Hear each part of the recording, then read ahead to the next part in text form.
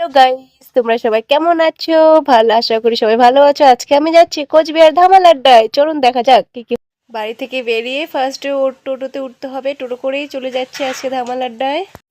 বন্ধুরা, ফাইনালি আমি চলে আসলাম ধামাল আড্ডায়। দেখুন আমার সামনে ধামাল আড্ডা, একদম মোবাইলে যেরকম দেখেছি সেম টু সেম সেরকম। আমি তো ভীষণ এক্সাইটেড, ভীষণ বলতে ভীষণ এক্সাইটেড। চলো যাওয়া যাক ভিতরে, এবং ভিতরে কি কি আছে সবকিছু তোমাদের সাথে শেয়ার করবো। বন্ধুরা আমার সাথে থাকো, লেটস গো।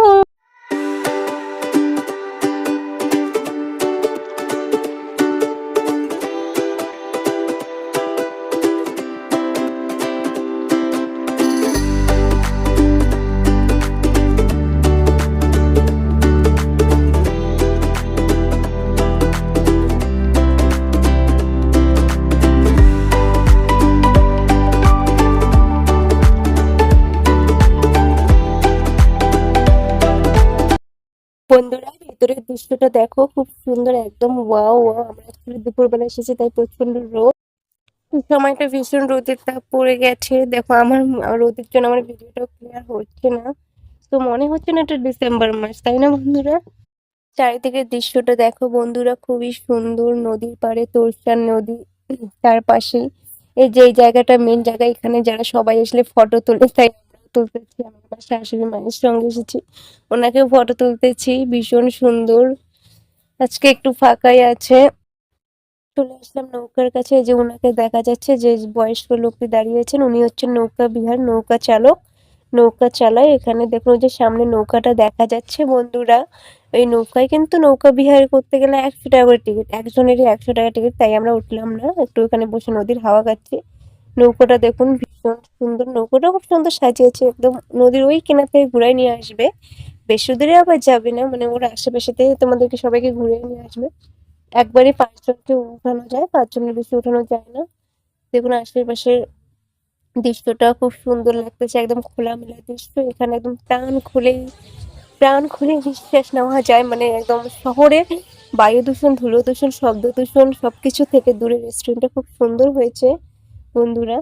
আমি একটা চলে আসলাম নদীর হাওয়া খেতে, নদীর দৃশ্য দেখতে, ভীষণ অসাধারণ। তো এখানে ফটো উঠতে আসছি, তো আমার সাথে তো আমার ক্যামেরাম্যান আসেনি, আমার বর আসেনি, শাশুড়ি মাকে নিয়ে চলে আসলাম। বন্ধুরা ফাইনালি নৌকাটি চালু করলো, এখন নৌকাটি নিয়ে যাচ্ছে তাদের প্যাসেঞ্জারকে নিয়ে স্টার্ট করলো, এখন চলে গেল। এর সাথে আবার একটা সেফটি পোশাক দিবে, যাতে যদি কখনো অ্যাক্সিডেন্টে কেউ পড়ে যায় সেটার জন্য সেফটি পোশাকও আছে। আবার চলে আসলাম ভিতরে, একটু তাপ কমে গেল। এখন আমরা নদীর পাড় থেকে ভিতরে চলে আসলাম, এখন কিছু খেয়ে নেব, খেয়ে নিয়ে তারপর চলে যাবো বাড়ি। তো দেখি আবার উজ্জ্বলদা আসে কিনা, যদি আসে তো ভালো হবে, দেখাও হয়ে যাবে একটু আর কি, দেখতে পাবো। এই জন্য মনটাও একটু এক্সাইটেড আছে। তো চলো লেটস গো, এখন ভিতরটা খুব সুন্দরই লাগতেছে আমাকে।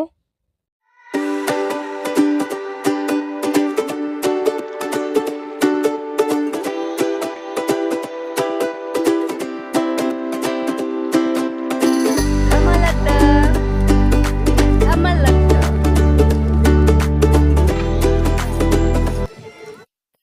খাবার অর্ডার দিতে আসলাম, বসে পড়লাম। এখন দেখি কি যে খাবার অর্ডার দেবো সেটাই বুঝতে পারছি না। প্রথমে আমি কফি অর্ডার দিয়েছি, কফি নেই, টি নেই।